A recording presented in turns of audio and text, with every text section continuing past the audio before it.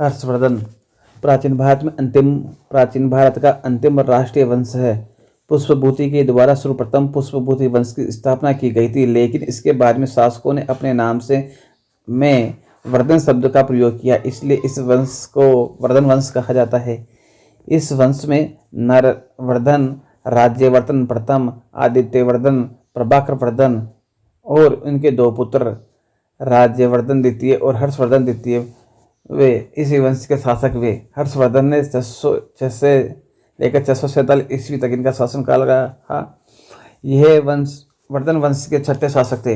हर्षवर्धन प्रभाकर वर्धन के छोटा पुत्र था और जो राज्यवर्धन द्वितीय का के बाद में शासक बना। थानेश्वर व कन्नौज थानेश्वर व कन्नौज इसी वंश के दो राजधानी थी।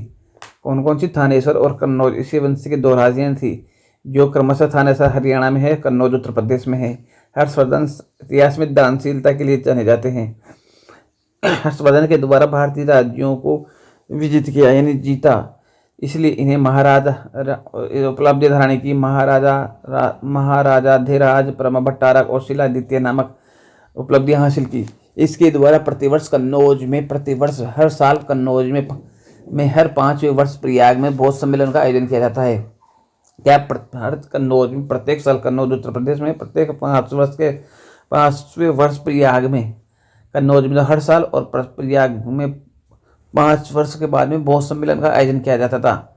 इसमें प्रयाग सम्मेलन को क्या बोलते थे? महामोक्ष परिषद के नाम से जाना जाता था, जो 5 साल में एक बार होता था।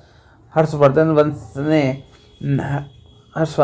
इस वंश में नागानंद, रत्नावली और प्रियदर्शी का 3 नाटक लिखे थे।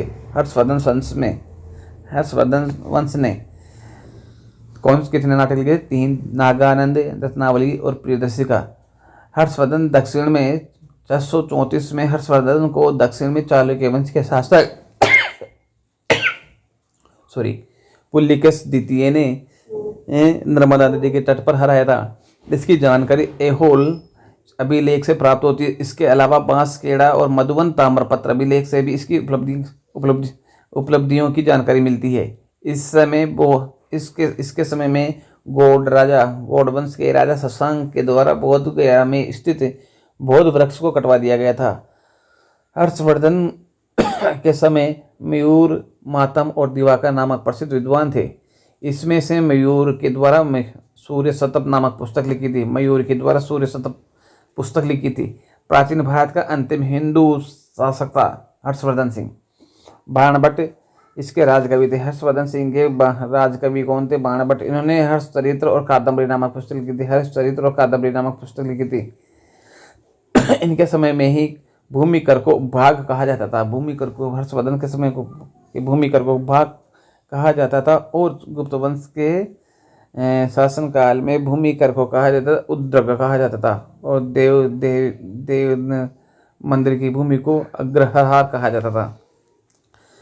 इसके हर्षवर्धन के समय में भूमि कर को भाग कहा जाता था, जो जितनी उपज होती थी उसका 1/10 भाग दिया जाता था। इसके समय लिया जाने वाला नगद कर हरण्य कहलाता था। हरण्य जो नगद कर लिया जाता था उसको हरण्य कहा जाता था। जो धार्मिक कर को बलि कहा जाता था।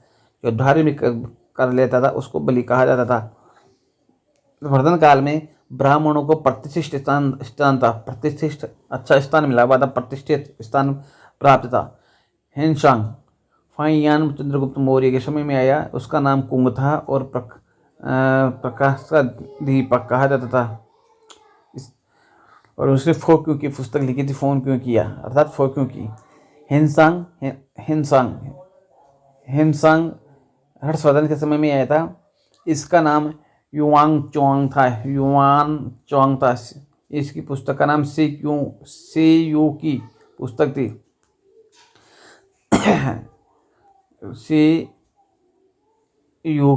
थी। यह भारत यात्रा पर आने वाला दूसरा प्रसिद्ध चीनी यात्री था। इसे यात्रियों का जादूगर तथा नीतियों का पंडित कहा जाता है। यह 629 से लेकर 630 तक 629 ईस्वी से लेकर 630 के दौरान भारत आया तथा 15 वर्षों तक लगातार भारत में रहा।